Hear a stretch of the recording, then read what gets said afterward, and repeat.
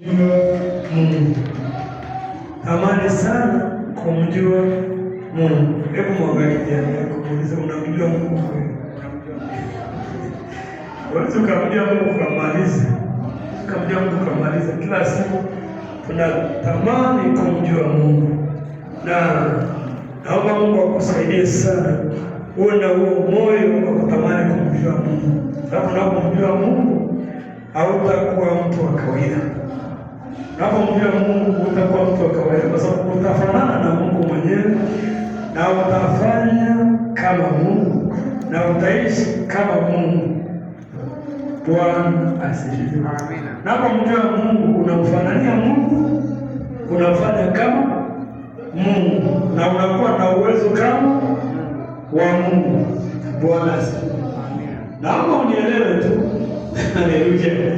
Unielewe tu, maana hayo ndio makusudi ya Mungu kabisa kwenye maisha ya watoto wake, hasa wale ambao wamempa maisha yao, wale ambao walizaliwa mara ya pili, sio kwa mapenzi ya mtu, sio mwanamke na mwanaume walikutana, walizaliwa katika Mungu, walizaliwa na Mungu, kama vile kitabu cha John chapter 1 linasema wale wote waliompokea aliwapa uwezo wa kufanyika watoto wa Mungu. Wote waliompokea aliwapa uwezo wa kufanyika nini? Watoto wa Mungu. Sio watu wote, sio kila mtu, waliompokea. Haleluya. Watu wote ni wa Mungu na kila kitu kwenye dunia hii ni cha Mungu. Hata shetani ni wa Mungu. Haleluya. Hata shetani ni Mungu, alimuumba. Chochote dunia hii ni mali ya Mungu, chochote ni mali ya Mungu. Lakini kuna kitu kinaitwa mtoto wa Mungu. Hebu mwangalie jirani yako, mwambie wewe ni mtoto wa Mungu. Haleluya. Kila aliyeokoka, aliyempa Yesu maisha yake, huyo amefanyika kuwa nani? Mtoto wa Mungu. Na mtoto wa Mungu ni lazima amjue Mungu wake. Najua unaitwa mtoto wa fulani, labda mtoto wa John, mtoto wa Michael, mtoto wa Elias. Si unamjua baba yako? Haleluya. Si unamjua baba yako? Ndio unamjua baba yako. Unaweza msema ndio sasa. Kana ongea na mimi. Haleluya. Si unamjua baba yako? Na wewe ni wa kimwili. Hiyo ni wa kimwili. Sasa kuna baba wa kiroho ambaye naye anataka umjue. Haleluya. Kwa kimwili unamjua, huyu wa kimwili si unamuonaga toka unazaliwa, si unamuonaga ukienda nyumbani, si unamuonaga na unamjua na kazi zake unazijua na maisha anayoishi unayajua. Bwana, na maisha anayoishi unayajua. Bwana Yesu asifiwe. Haleluya. Na Mungu huyu, unajua Mungu sio kama mwanadamu. Mungu ni roho. Mungu ni roho. Na ili umjue Mungu lazima umtafute. Unamtafutaje Mungu? Lazima kwanza ujue ni mtoto wa Mungu. Lazima umwamini. Lazima umpende. Na ni vizuri kabisa ukajua kwamba huwezi kuishi bila yeye. Na ili uweze kuishi katika dunia hii ukiwa umetawala na ukiwa na nguvu za Mungu ndani yako, uweze kuishi maisha ya ushindi, lazima umjue Mungu wako. Na ili uweze kumjua ni kwa njia ya kumtafuta. Hebu tuangalie kile kitabu cha Mambo ya Nyakati wa Kwanza 28. Nyakati wa Kwanza 28. Bwana Yesu asifiwe. Haleluya. Kama unaandika mdomo hauandiki jamani. Mdomo hauandiki, mkono unaandika. Ni hapa Unajua maana ya amina? Na iwe hivi, amina. Na iwe hivi. Kwa hiyo neno hilo unapolipokea ukisema amina, litafanya kazi ndani ya maisha yako, kwa sababu umesema na iwe vile nilivyosema. Kwa hiyo kisema sema tu amina, na utabarikiwa sana. Haleluya. 28 verse 9 inasema, nawe Sulemani. Mungu sasa anaongea na Sulemani, anamwambia, na wewe Sulemani mwanangu, umjue Mungu wa baba yako, ukamtumikie kwa moyo mkamilifu na kwa nia ya kumkubali. Mjue Mungu wako, ukamtumikie kwa ukamilifu na moyo wa kumkubali. Katika kumjua Mungu kuna kumtumikia kwa ukamilifu na kuna moyo wa kumkubali. Sasa utamtumikiaje mtu usiyemjua? Haleluya. Ndio maana anamwambia Sulemani, mjue sana Mungu, mjue tena ukamtumikie kwa moyo mkamilifu, ukamtumikie kwa moyo mkamilifu na kwa nia ya kumkubali, kwa kuwa Bwana tafuta mioyo yote na kuyatambua mawazo yote ya fikra. Ukimtafuta ataonekana, na ukimwacha atakutupa milele. Haleluya. Ukimtafuta ataonekana kwako, na ukimwacha atakutupa milele. Kwanza akasema umtumikie kwa ukamilifu na kwa nia ya kumkubali. Ili umjue Mungu lazima utamani sana kuwa na ushirika na yeye,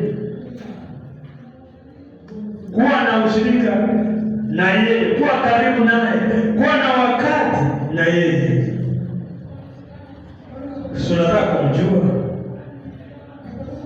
Utamjuaje kama hauna nafasi ya kuwa karibu na yeye, kama huna nafasi ya kumtafuta, kama huna haja naye?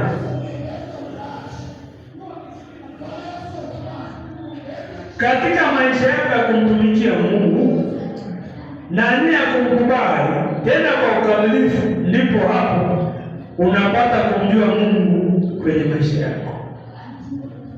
Bwana asifiwe.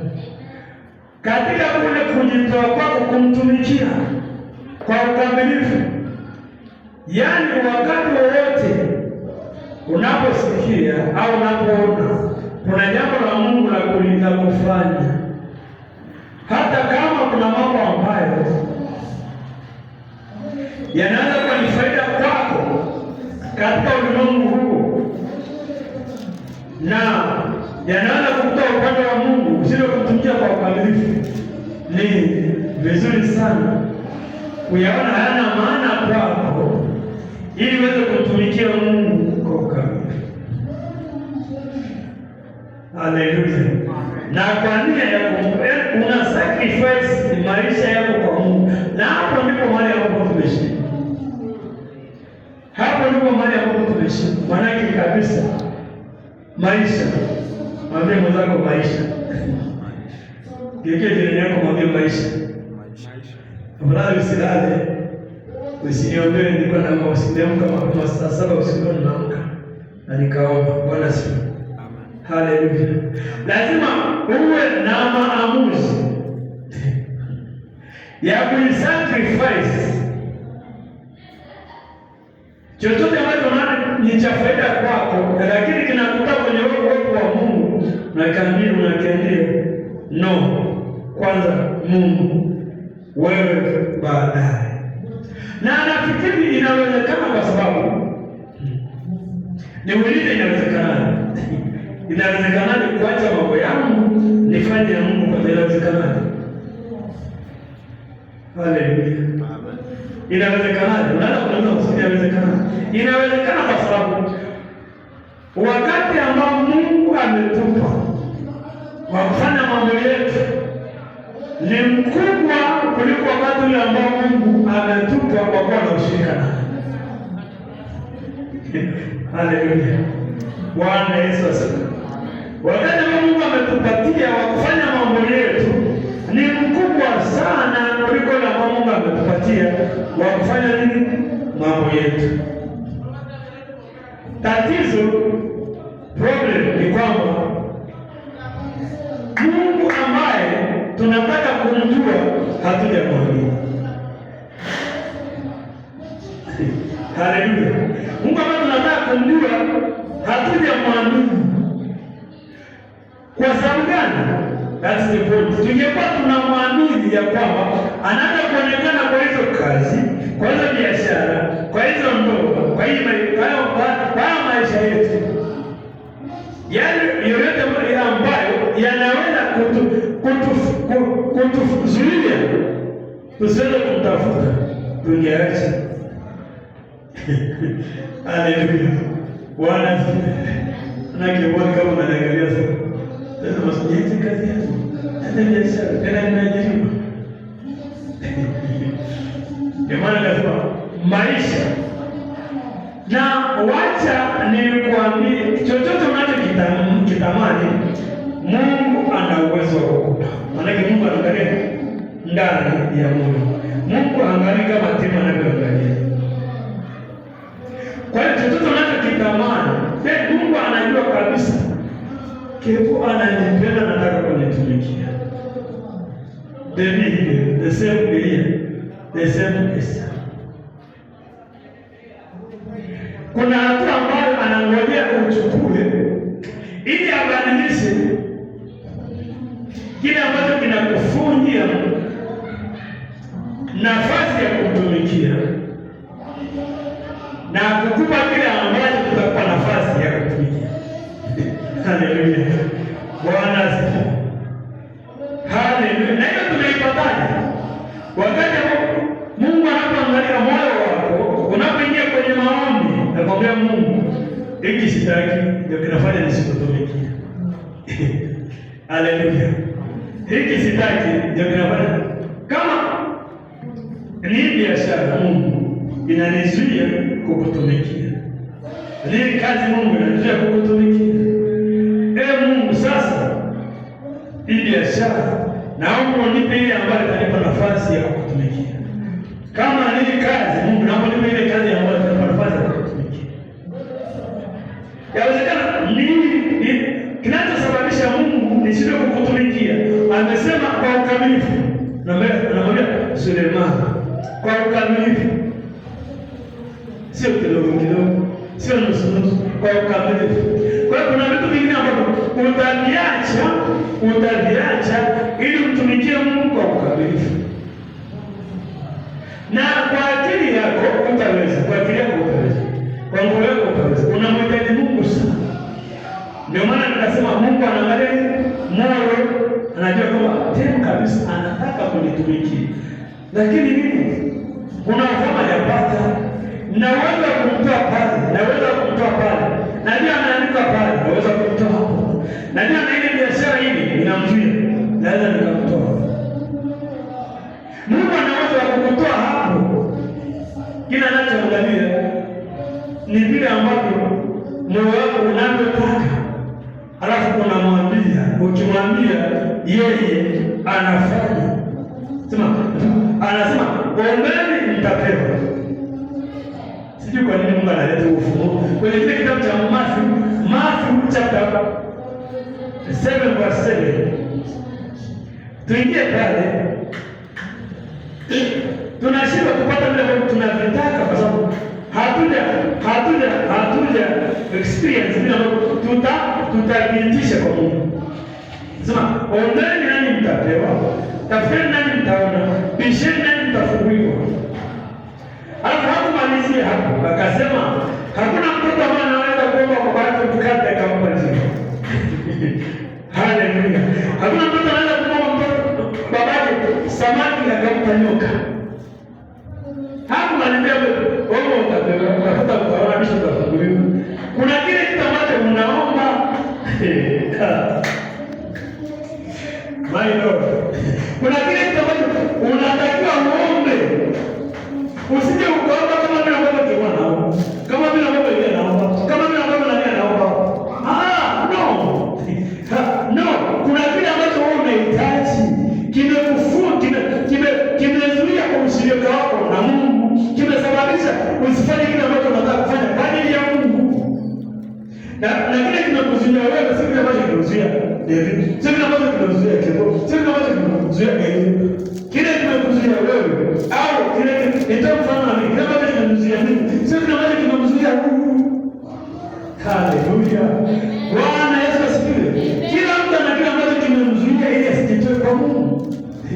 Mwingine anaonekana ni mke wake, mwingine ni mume wake, mwingine ni watoto, mwingine ni biashara, mwingine ni kazi, mwingine ni anataka kuolewa hajaolewa, mwingine anataka kuoa hajaoa.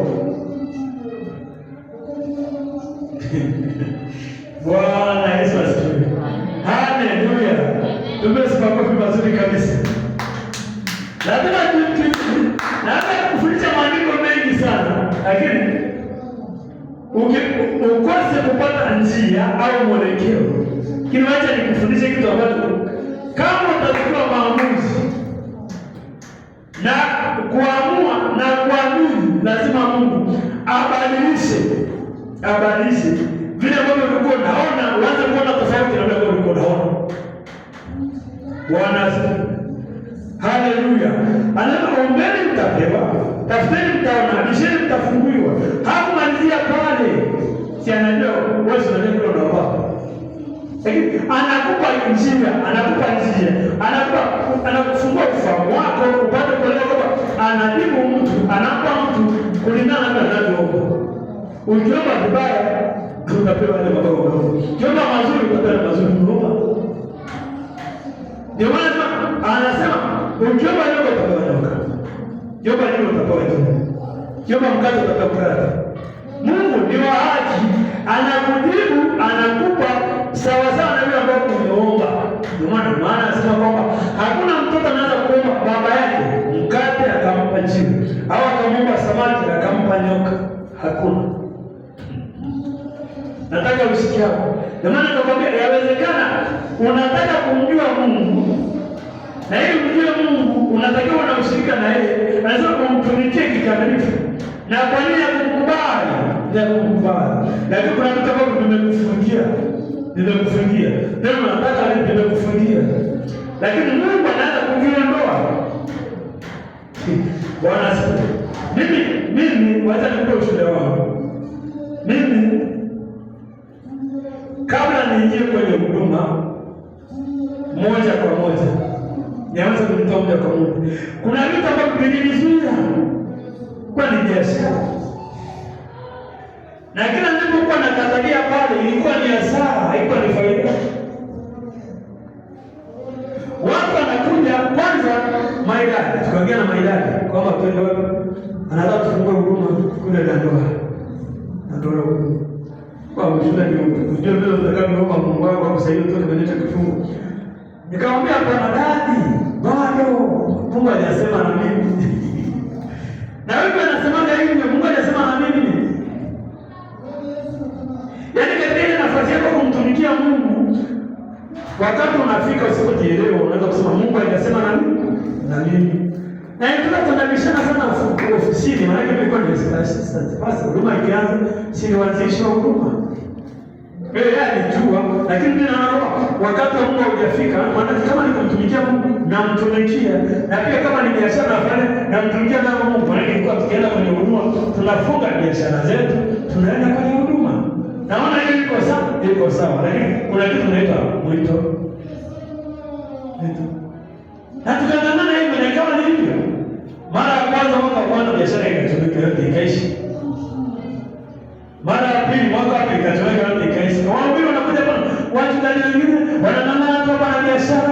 Mungu anawaita watu wakakula mafungo ya 10 kanisani, wanang'ang'ana tu kiko huko na bebo na mkiani.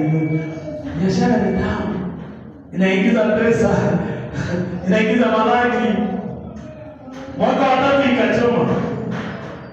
Advantage ya kwanza ikawa sasa, hata kama sitakuhubiria kingine, lakini nitakusaidia utoke mahali.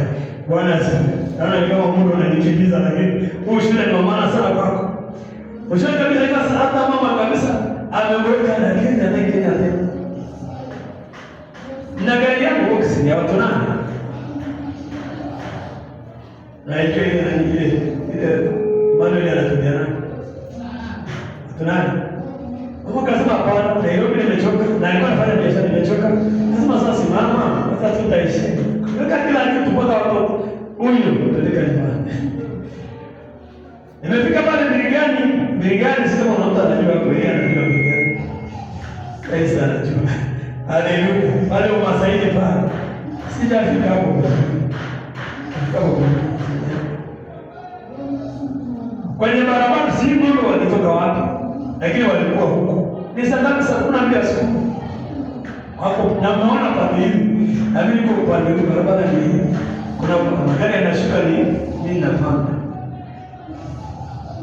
Niliposhtuka nimegonga ng'ombe na nimekufa. Ng'ombe kubwa basi nimekufa. Sasa wamekuja ndio hapo. Gari imetolewa huko, imeanguka hapo, imeenda kwenye mlima huko wapi? Imeenda kwenye milima kwa niko ndani. Wote tuko ndani ya gari. Au familia wako wako si. Mtoto peloni anaboda.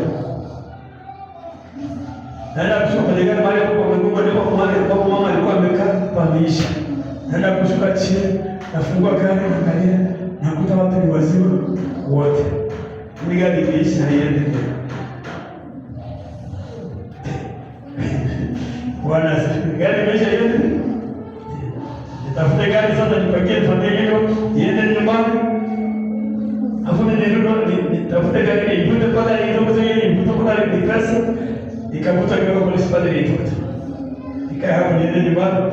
Nikajipangia kwenda kuitoa hapa nirudishe Nairobi itekelezwe. Bwana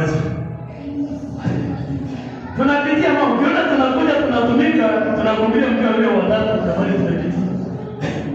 Lakini sitaki kupitia bali mko vipi. Kwa maana kufundisha mjue Mungu sana. Ndio jipange mapema. Pange mapema. Unarudima na jipange mapema. Bwana ushirika na Mungu mapema hakwambii. Mimi nilisema hajasema.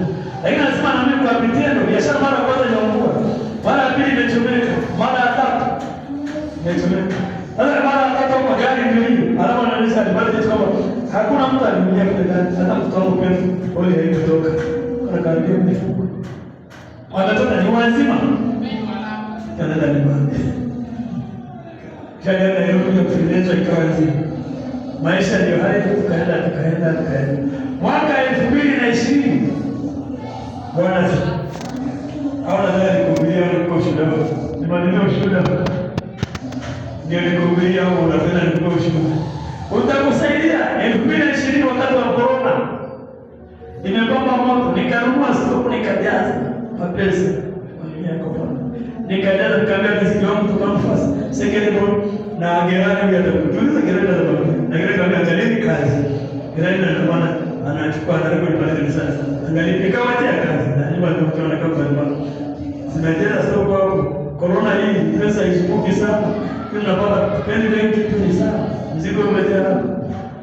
Ikiwa nyumbani.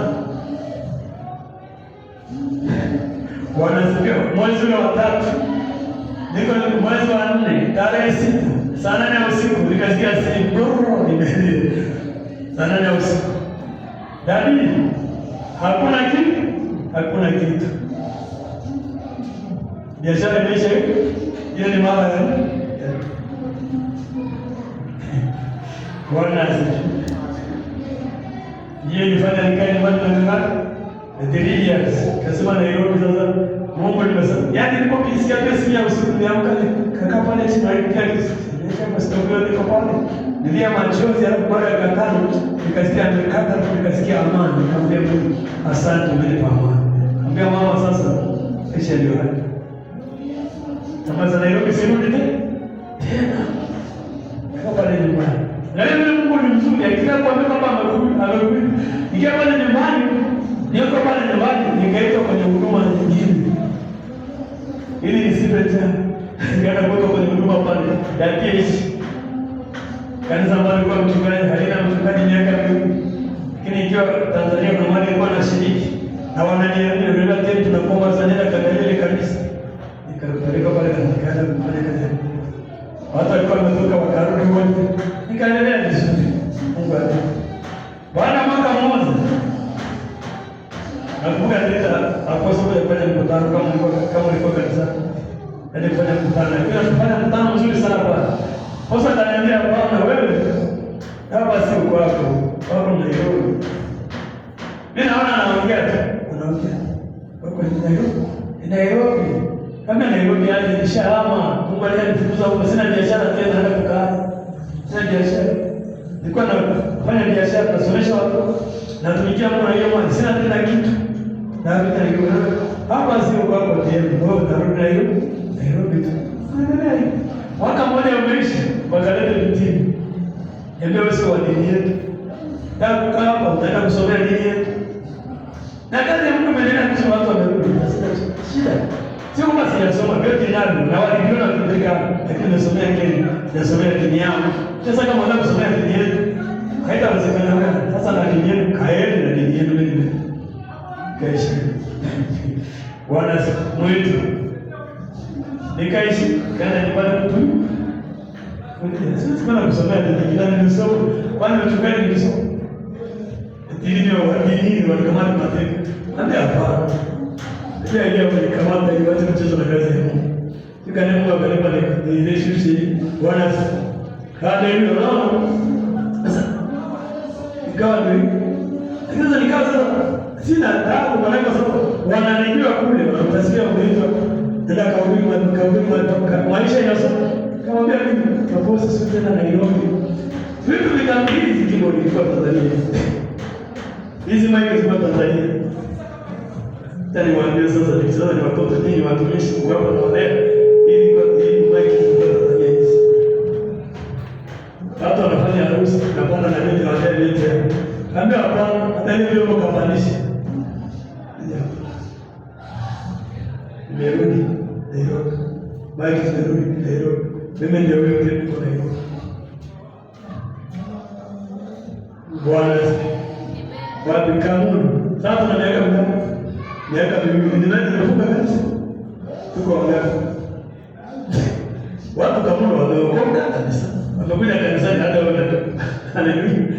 Sasa ameenda mahali kwao, shagu tuko hapa. Na sababu ya mwito, siwezi kusema hapa. Mimi niambia tufunge kazi tutakwenda mjini. Wacha tulikuwa tukipiga video pale kazi ya maana kinajua niliko tu. Gari sio. Ndio gari tulikuwa tunachukua kwa kama baada ya mali kutoleka kwa kama na ile gari. Hiyo nadai pesa. Imeshatoleka. Mungu mama kutoka nilipoona ndani hapo. Nataka kutoa hapa kutoa. Wewe ndani hapo nataka kutoa hapa kutoa. Hata kutoa kwa lazima. Ile gari sio ikaenda. Mimi ndio huyo tena. Niko hapa nakuambia sasa. Sababu ya kuitwa. Sababu ya kuitwa. Kwa siko kuona ni watu watoto na mwili wa Yesu. Nimeacha mke na watoto nyumba na kila kitu utalipa. Kwani anamuuliza na mambo ni Yesu anaponya, Yesu anafungua watu, anafufua watu, Yesu anafanya ishara na miujiza, lakini Petro alikuwa ni muuza samaki. Tajiri mkubwa, mfanya biashara. Lakini leo hana pesa anatembea na Yesu. Ikiangalia ndio tembea na Yesu. Yesu akamwambia mara mia hapo na ufanye ujao ni haki yako. Na mtia mpendo na kufundishaje mjue Mungu. Chochote ambacho kinakuwa sababu ya wewe kutokupata nafasi ya kumtumikia Mungu kikamilifu na kwa nia ya kumpenda, omba Mungu akusaidie. Omba Mungu akusaidie. Ili kama kuna kizuizi akuondolee ili umtumikie Mungu. Bwana asifiwe. Nimekuambia kwa sababu gani? Kama mimi ningekubali mapema, singekutana kile ambacho ningekutana nacho. Kama sio Mungu, ile familia yetu ingeisha kabisa. Mungu anambia unaenda wapi? Rudi Nairobi. Baada ya kuwa kwenye huduma ndio hiyo sasa. Utoshei hapa sio kwenu huko. Asema nini? Hakuna mtoto anaweza kuomba baba yake mkate akampa shida au samaki akampa nyoka. Anasema kama nyinyi mnaanza kuwapa watoto, sio kama mmesomea. Kuna mtu mmoja alisomea kwenye Kiswahili kizuri. Nisomea pesa. Pesa Mike. Pesa Mike. Bwana pesa Mike.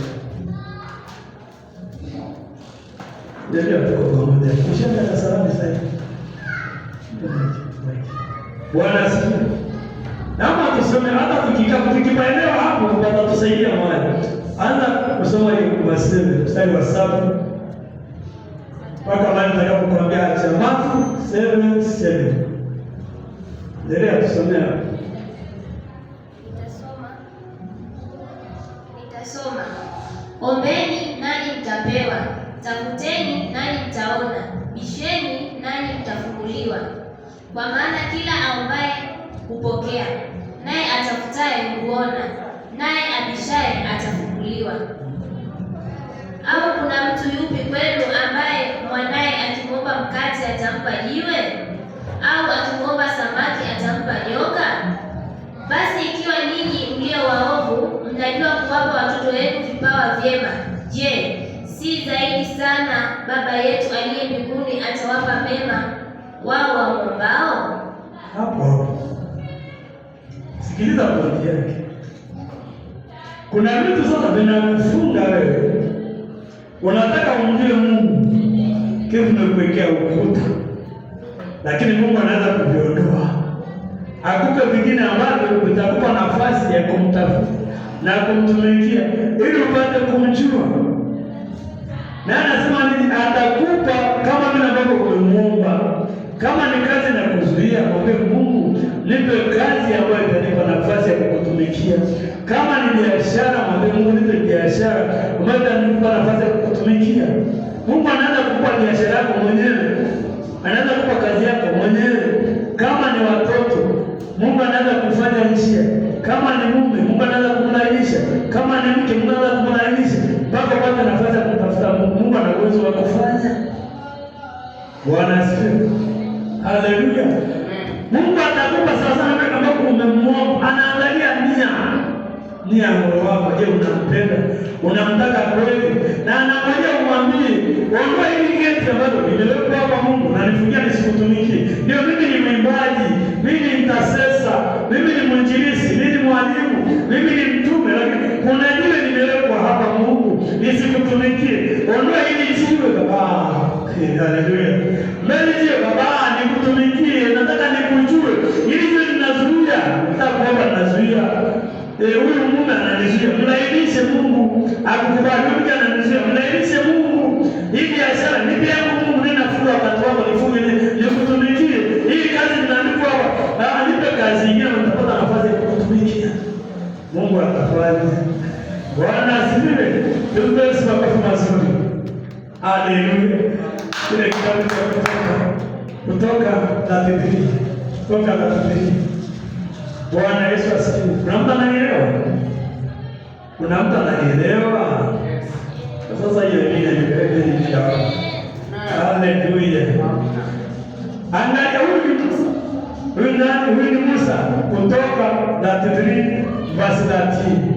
33 verse 13 inasema, basi sasa nakuomba, ikiwa nimepata neema mbele zako, unionyeshe njia zako nipate kukujua, ili nipate neema mbele zako, ukakumbuke ya kuwa taifa hilo ndio watu wako.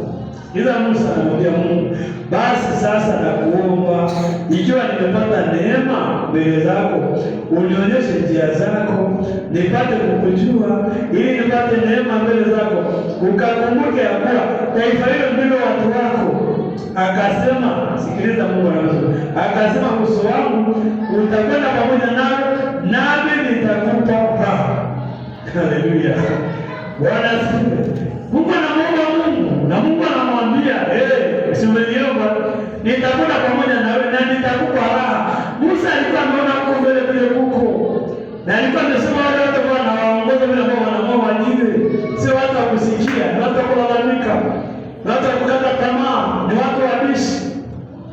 lakini anataka nguvu za Mungu ili watu wale wana utisho, akisema kitu wamtii.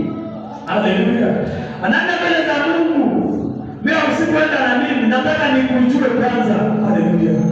na unapomjua Mungu unaona unamjuaje Mungu? Kwa kuona matendo yake makubwa anayofanya, na pia anafanya na wewe. Haleluya! Bwana asifiwe. Unamjua Mungu kwa kuona matendo ambayo anafanya, na pia anafanya na wewe. Haleluya! Wewe kumjua Mungu kwa kumwona na macho, sio mwanadamu, ni roho. Sasa kupitia zile kazi ambazo anafanya na wewe, unaona kama yaani umeombea mtu alikuwa ni kiwete anatembea, unajua huyu ni Mungu. Haleluya! Unatembea mtu, unaombea mtu alikuwa na kansa inapona, huyu ndio Mungu. Bwana asifiwe. Unaomba mambo ambayo yalikuwa ni magumu kabisa, huyo familia yako mwenyewe umekamata mpaka inalika kabisa, unaona unaomba mpaka unaona wamebadilika, wanaokoka wote, unasema Yesu ni Bwana. Huyu ni Mungu. Haleluya! huyu ni Mungu. Unamjua Mungu kwa yale matendo anayofanya pamoja na wewe. Hana sura wewe, hana sura wewe, ndio kama vile naangalia sura ya hapa na ile brown utamjua kwa sura, kwa kazi zake, matendo yake, ndio unamjua Mungu. Na unapomjua Mungu kiwango hicho inasababisha wewe kabisa kusema jambo lolote ambalo litakutoa kwenye mpango wa Mungu. Haleluya!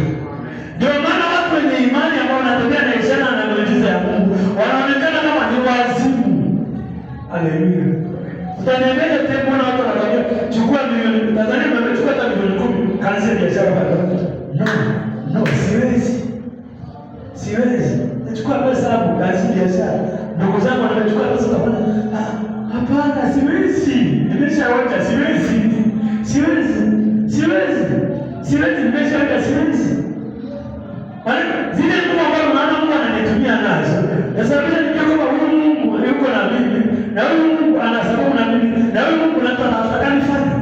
Ndio maana ikiwa pale kanisani nilikuwa na mama mmoja ambaye tunajuana sana hapa Kenya, na tuweze tukapoteana kwa muda kama miaka 4 hivi, akaisha kabisa. Sasa kama wako Australia kule, na kuna mjukuu wake anaenda kufanya operation. Alafu Mungu akaongea naye siku hiyo. Akapiga simu ndio pale kanisani Marangu. Akasema, "Kama ile siku kashaka, mbona anapiga simu sasa hivi?" Alafu tunamaliza ibada, tuko kwenye kikao ofisini naongea na wazee. Akapiga simu, "Tena ndio wazee tulieni kwanza hii simu na kadi ya heshima, maana kama amepiga na ni mjana na iko mambo, sasa tulimsikie." Akasema, "Tena kuna mtoto anaenda kuingia operation sasa hivi. Figo zimekataa. Please, Mungu ameniambia omba kwa yule mtoto." Nifunga kikao kwa wazee. Na wazee kimya, nikasema kuanzia sasa nimetamka huyo mtoto amepona. Mzima kwa jina la Yesu. Amen. Kwa chapa. Ndio kupigia simu leo. Mtoto anaendelea vizuri. Mzima. Sasa hivi kwa Kenya hata unaona simu. Niambia mtu wangu uko vizuri, anaendelea vizuri. Sasa imagine nguvu kama hizo, ukiziona nguvu kama hizo nguvu ni tofauti na biashara, tofauti na kazi. Ndoa zilikuwa zinaharibika, ndoa 4, watu 4. Zimemaliza miaka 3, nyingine zimemaliza 4, watu 4. Zile ndoa ndipo enda nikamwitisha Mungu. Hizo ndoa nazidai. Ndio nilikuwa kanisani na mama kanisa basi. Nikaomba zile ndoa, watu wako mikoa mbalimbali. Alikuwa na yule mwingine hapo Mombasa, mwingine hapo Kisumu, mwingine hapo Kisii. Lakini nilipoomba zile ndoa zilipona. Sasa nataka nimjue Mungu kiasi gani? Tafadhali na mimi nimeona nguvu zake. Wewe kuna kitu chochote ambacho kinaanza kunizuia nisije kufanya mapenzi ya Mungu. Pesa naitaka sana. Mungu anasema maelezo. Familia ilikuwa nasoma hela zangu, nataka sana pesa kwenye mfuko wangu. Nilikuwa nakula vizuri. Sasa kwa sababu ya kuitwa na Mungu na ukamata mateka na kuonyesha kwamba mkikataa hata kufa naanza kufa. Na mimi sio naambia Mungu nimesarenda. Nitafanya neno langu tapo. Ndio maana unakuta tunafanya kazi kama mawazimu, tunafanya huduma kama mawazimu. Naona hatuna watu lakini hateni mahali. Tunaamini Mungu atakuja. Kama alikuja akaponya ndoa za watu 4, akaponya mtu alikuwa anaingia Israeli, figo zime expire, akapona. Sasa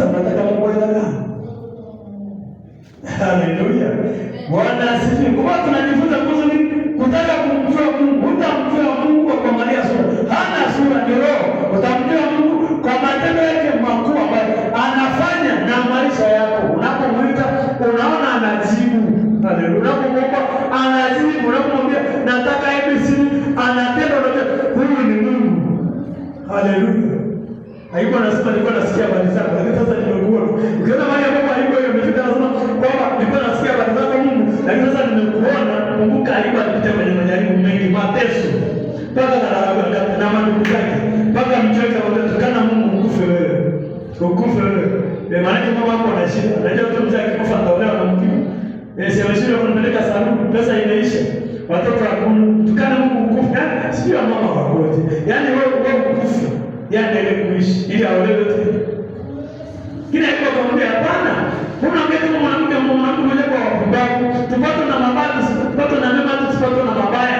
Tuko na Mungu, tunapitia changamoto. Wana wa Israeli hawakuna Kanaani straight, walipitia jangwani, hakuna maji. Wanatoka Misri wanakuwa bahari ndio imejaa maji, hakuna njia. Adui anakuja nyuma. Haleluya. Kumbuka Musa alikuwa kawaokoa kwenye shida kubwa. Wanafika sasa, hii ni bahari. Sasa ndio Farao anakuja na jeshi lake lote. Tunaenda wapi? Walitanganyika. Tunaenda wapi? Huyu Mungu ni Mungu gani? Tena tulikuwa tunataka kutoa kwenye maji. Farasi ndio wao. Kile Mungu anamusa na Mungu anamwambia sana huko. Mungu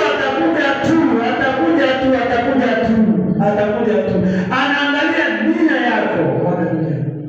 Na anajibu kama vile ambavyo unavyomuomba. Halafu ukimwomba mbele atakuomba.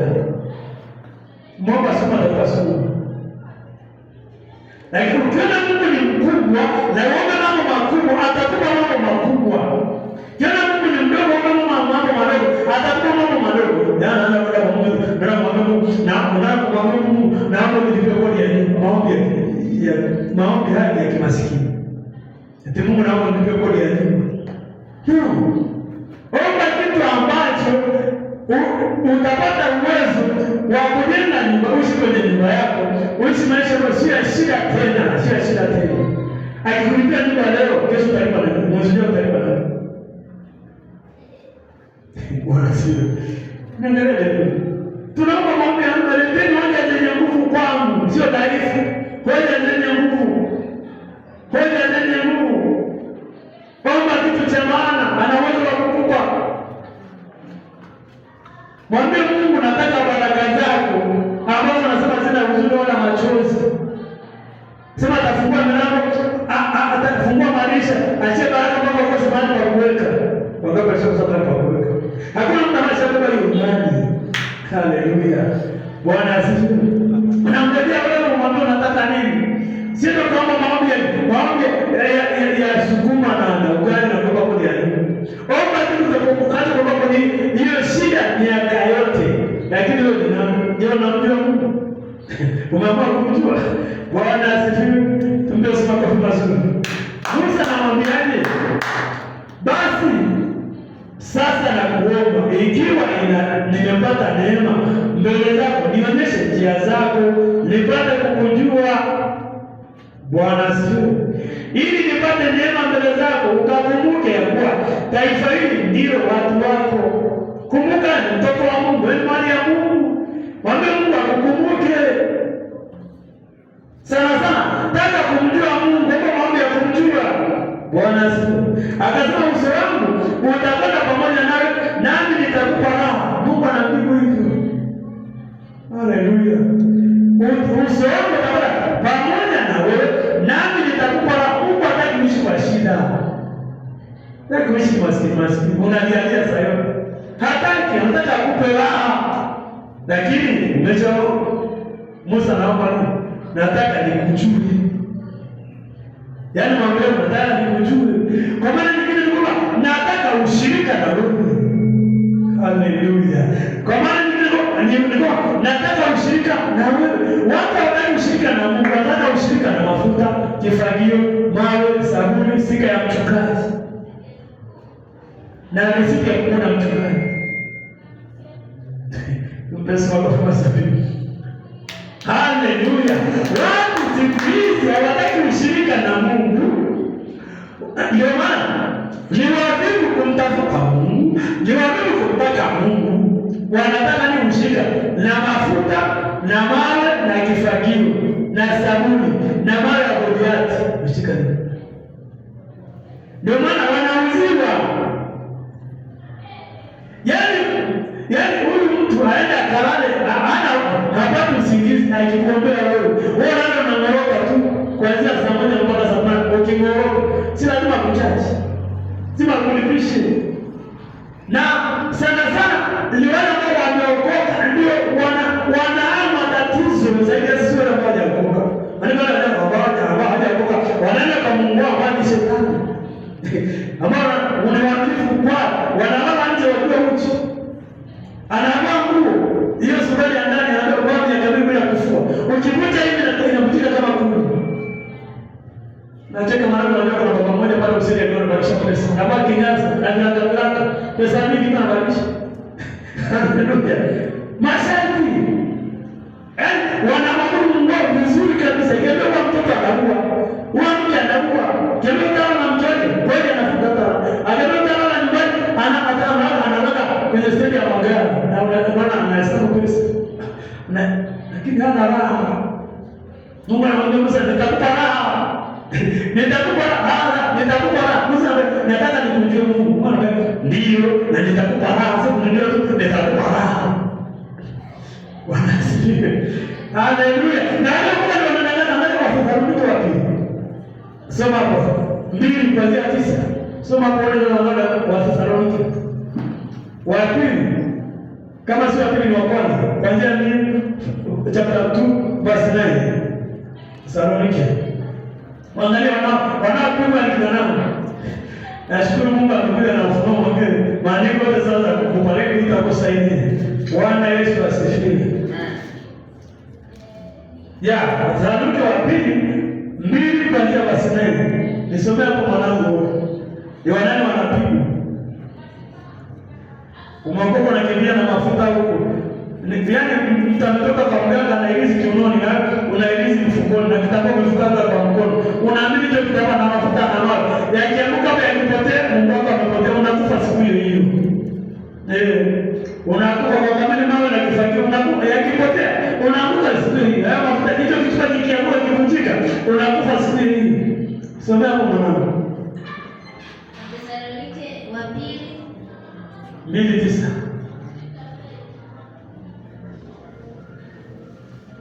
Leo tabana Biblia mwanangu. Message ikiingia utatoka upande wa simu. Nitasoma.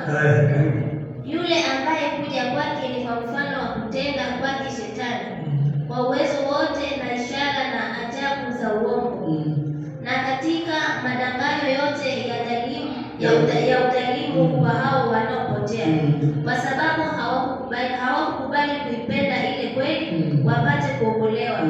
Kwa hiyo Mungu awaletea nguvu ya upotevu uamini uongo, ili wahukumiwe wote ambao hawakuiamini kweli, bali walikuwa wakijifurahisha katika udhalimu. Lakini imetupasa sisi kumshukuru Mungu siku zote. Hapo walizia hawa ni kwa nini wameukataa ukweli? Mungu anachilia nini? Nguvu ya upotevu ili waamini uongo, ili watafanya wapotee. Nani? Waliokoka. Ndio maana kanisa linaendelea. Nenda kuuza mafuta hapa watajaa, kifagio watajaa, mara watajaa, lakini mbinguni sitaenda. Nataka kuiona mbingu. Ndio maana nakwambia ukweli. Yesu anasema palipo wawili watatu niko katikati yao. Yesu yuko na sisi hapa. Anasema tutatoa hesabu. Naenda kutoa hesabu gani? Usidanganye na umati wa watu. Usidanganye na umati wa watu, usikusumbue, usikutese. Angalia nafsi yako kabisa kama unaushirika na Mungu. Yaani hawa ni watu ambao wanakataa ukweli, wanausikia ukweli, wana mafundisho ya ukweli, lakini wanakataa. Yesu anasema anajilia nguvu ya upotevu, sio shetani. Haleluya. Yaani kama na ukweli mbaki, nenda pale kwa uongo pale. Ndio sasa ujifurahishe. Kwa hiyo ndio uangalie kabisa pamoja na mama hawajaokoka. Basi ndio umenunua kichupa cha mafuta kwa mfuko. Kichupa cha mafuta sio Yesu, kitambaa sio Yesu, mawe sio Yesu, stika ya mchungaji sio Yesu. Haleluya. Na Biblia haiuzwi. Mimi napendana vile wanaouza tu, wanaouza. Some Matthew 10:8. Matthew 10:8. Bwana asifiwe. Mimi ninachonisoma ni vile wanauza. Bwana Yesu asifiwe.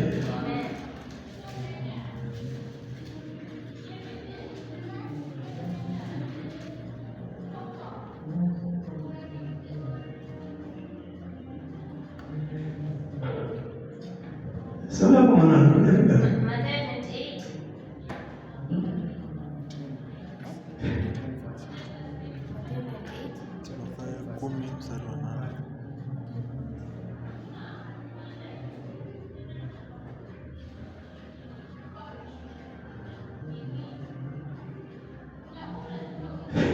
Matthew 24:24. Jamaa sema tukae pamoja jamaa. Tumeona wanaona nani? Wanakataa ukweli, wanataka uongo na Mungu ameruhusu. Nikasoma. Kwa maana watatokea wakristo wa uongo na manabii wa uongo, nao watatoa ishara kubwa na maajabu, wapate kuwapoteza kama yamkini hata walio wateule. Sisi tunasikia hivi. Wakristo wa uongo, manabii wa uongo watatokea. Watafanya ishara na muujiza. Na wanapoteza ni nani? Waliookoka. Ndio maana tunaambia kwamba Yesu sio kitambaa, Yesu sio mawe, Yesu sio kifagio, Yesu sio stika mchungaji. Yesu ni Mungu na Yesu hauzwi. Watatokea makristo wengi na manabii wa uongo, watapoteza wengi, yamkini hata walio wateule, waliookoka wanakimbizana na miujiza. Lakini kama unaokoka na mjua Mungu, ndio maana ni kumjua Mungu, tafute kumjua Mungu. Hutahangaika na hivi vitu hivi kumjua Mungu. Hutahangaika na hivi vitu. Marko chapter 16:17. Ukimjua Mungu, wewe unatenda miujiza. Ukimjua Mungu, unatenda ishara na maajabu.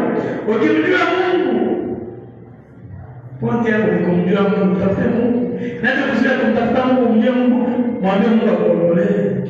Ili mjue Mungu, tenda na ile ishara. Mwanangu nisome pale Marko 16:17.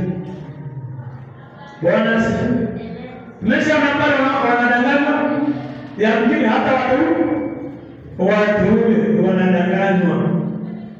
wanadanganywa. Sasa na ishara hizi zitafuatana na hao waaminio. Kwa jina langu watatoa pepo, watasema kwa lugha mpya, watashika nyoka, hata wakinywa kitu cha kufisha hakitawadhuru kabisa. Wataweka mikono juu ya wagonjwa, nao watapata afya. Basi Bwana Yesu baada ya kusema hiyo imeisha hapa. Biblia itaandikwa kwamba ni mtume, ni mwalimu, ni mwinjilisti au ni askofu. Si ndio maana? Nasema ishara hizi zitafuatana na hao waaminio.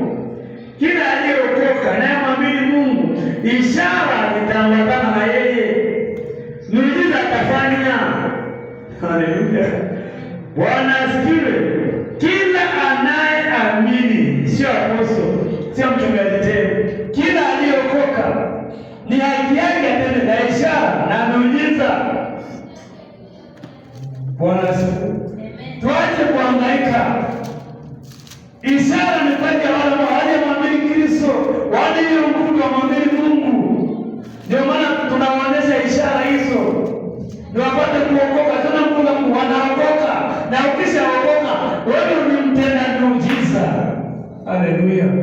Bwana asifiwe. Ukishaokoka ni mtenda miujiza. Sikiliza, hatukombolewa na 19. Hatukombolewa kwa vitu vya vikali.